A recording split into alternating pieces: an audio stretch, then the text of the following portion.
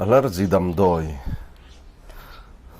Allergy medicine. Tu ni na. Day 2. He dam doi he. This medicine. Puman zualan aketli nar thorna. Nara thunna. Puman zualan. Nara thorna ketli.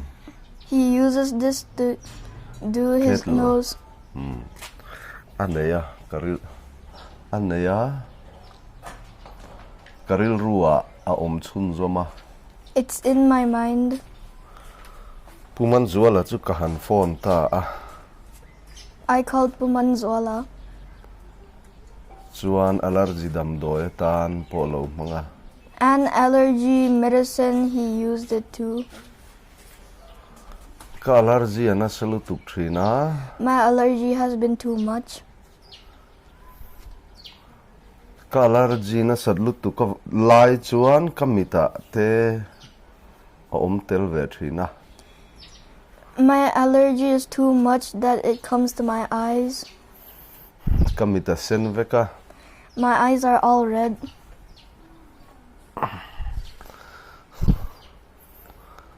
Mit doctor te kapan trina. I've gone to eye doctors. 2 times. Ma se. But then Allergy ani ti min lo sila. they told me that it was an allergy. Allergy hi ka buai pui train. I've been dealing with allergy too much. Kap huwa chap katina a. Kap huwa chop angin ka soina. Kap huwa chop angin ka soya. Huwa chop ka enge siam. I makeshifted myself. Midang ponan lo mang ve thina. Even everyone else uses it. Allergy treatment ti in internet a po ni jana ka zonga an lo ti dana lo ni a. Even in YouTube, the allergy videos said to use that. Chuan hei fa pani kanaya lo lang ve te. Ta khan. Hei hi thuro. Hei hi ka fan woni a. Hei hi ka fa pa ani a. So no. Hei hi ka fan woni a. Hei ka fa pa ani a tro. This is my daughter and this is my son. Ni khwa lo de upakhat hi chuan oma. Ni khwa lo wi siam. Digdari. Chuan tu ki na hen healthy nga hen kadam to khop maya.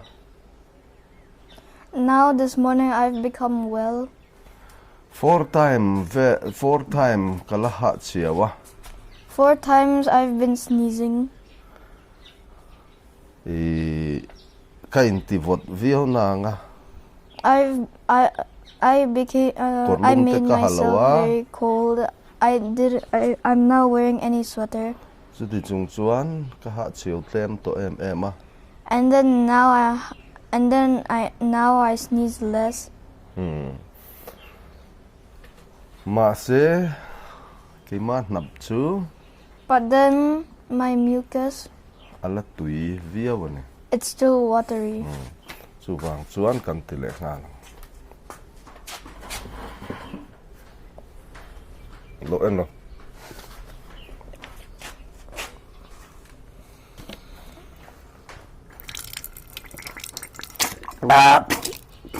Nalutuk.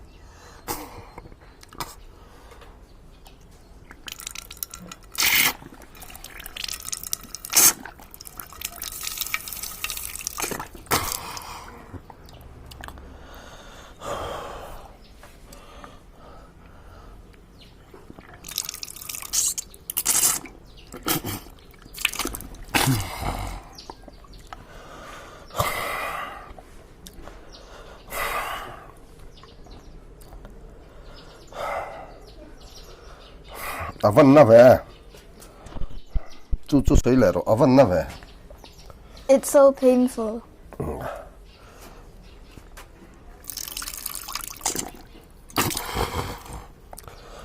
Kết li ang kakadu lawa he tiam me thầy hi kadu a chu wa cho kết li chu kamang ve du lawa so ya I don't want to use a kettle, but then I want to use a squeezing bottle, but not a kettle.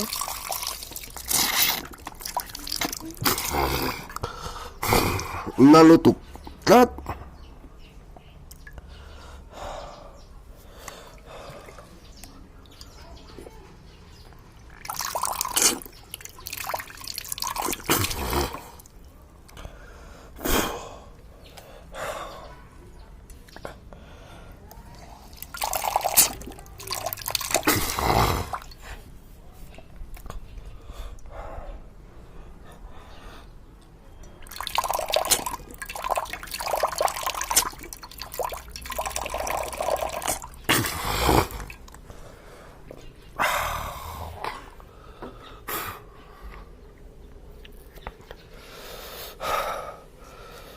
le tilang le ro khu bol lo chu la tam khop mai le soi na Wow, there's so much garbage.